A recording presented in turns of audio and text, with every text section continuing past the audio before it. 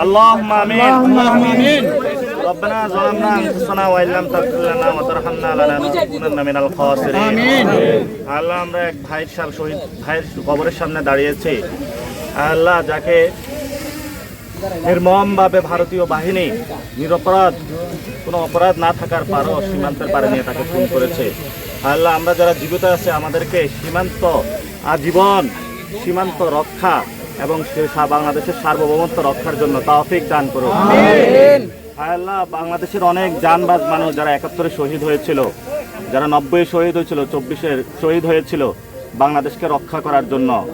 আল্লাহ, বিশেষত তোমার খাস বান্দা শহীদ উসমান হাদি ভাই, যিনি ভারতীয় আধিপত্যবাদের বিরুদ্ধে লড়াই করে গিয়েছিলেন এবং ভারতীয় বাহিনী তাকে খুন করেছে। আল্লাহ, আমরা তাদের পথের অনুসারী। আল্লাহ, তাদের পথে থেকে ইনসাফের রাজত্ব বাংলাদেশে কায়েম করার তৌফিক দান করুন।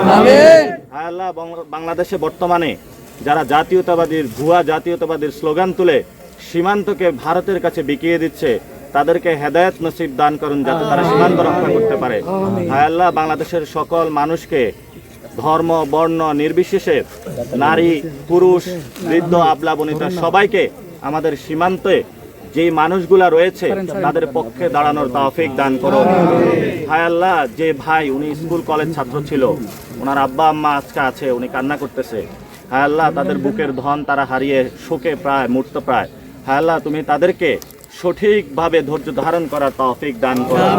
হায় আল্লাহ, তাদের সন্তানকে যেই দেশ কেড়ে নিয়েছে তাদেরকেও আল্লাহ তাআলা উপযুক্ত শাস্তি দিয়ে তোমার দরবারে তাদেরকে শাস্তির ব্যবস্থা করো। হায় আল্লাহ, আমাদের যে বাহিনীগুলো রয়েছে, পুলিশ বিজিবি থেকে শুরু করে সকল বাহিনীরকে হেদায়েত দান করো যাতে তারা সীমান্ত সঠিকভাবে রক্ষা করতে পারে। হায় আল্লাহ, আমাদের সীমান্তে যেই মানুষগুলো বিভিন্নভাবে অপকর্মের সাথে জড়িত আছে, যারা বাংলাদেশকেও ধারণ করে না, কোনো দেশকে ধারণ করে না, মানুষকে ধারণ করে না, তারা শুধু টাকা বুঝে, তারা শুধু মাদক বুঝে, তাদেরকে হেদায়েত দান করো। আল্লাহ, যে মানুষগুলোর কারণে অনেক আমাদের সন্তান প্রতিনিয়ত মারা যাচ্ছে, শহীদ হচ্ছে, তাদেরকে তুমি তোমার বিচারে কাঠ গড়ায় দাঁড় করিয়ে দাও। আল্লাহ, বাংলাদেশ সীমান্তে মাদক চোরাচালান কারবার সবকিছু বন্ধ করে দাও। হায় আল্লাহ, সীমান্তে যারা গরু চালানি করে তাদেরকে তুমি হেদায়েত দান করো যাতে তারা সহিভাবে নতুনভাবে ব্যবসায় মনোযোগী হয়ে বাংলাদেশ রক্ষায় কাজ করতে পারে। হায় আল্লাহ, আমাদেরকে তৌফিক দাও যাতে আমরা ভবিষ্যতে সীমান্ত রক্ষা করতে পারি। হায় আল্লাহ, এই কবরস্থানে যারা আছে সবাইকে তুমি এই ভাইয়ের উসিলায় কবুল করে নিও। হায় আল্লাহ, বাংলাদেশে মিডিয়া থেকে বিভিন্ন সরকারের সব জায়গাতে সীমান্ত ইস্যুকে গোপন করে চাপিয়ে যাওয়ার চেষ্টা করে। হায় আল্লাহ, বাংলাদেশের মানুষকে একটি তৌফিক দান করো যাতে সবাই নতুন করে মেরুদণ্ড সোজা করে ভারতের সামনে দাঁড়িয়ে বলতে পারে আমরা মর্যাদা এবং সমতার ভিত্তিতে সম্পর্ক চাই, আমরা কোনো দাস দাসীর সম্পর্ক চাই না, এমন তৌফিক আমাদেরকে দান করো। আল্লাহ, নতুনভাবে বাংলাদেশকে আমাদেরকে ঘুরে দাঁড়ানোর জন্য, অর্থনৈতিক এবং বিভিন্ন জায়গায় ডেভেলপমেন্ট করার জন্য তরুণ প্রজন্মকে তৌফিক দান করো। আমিন।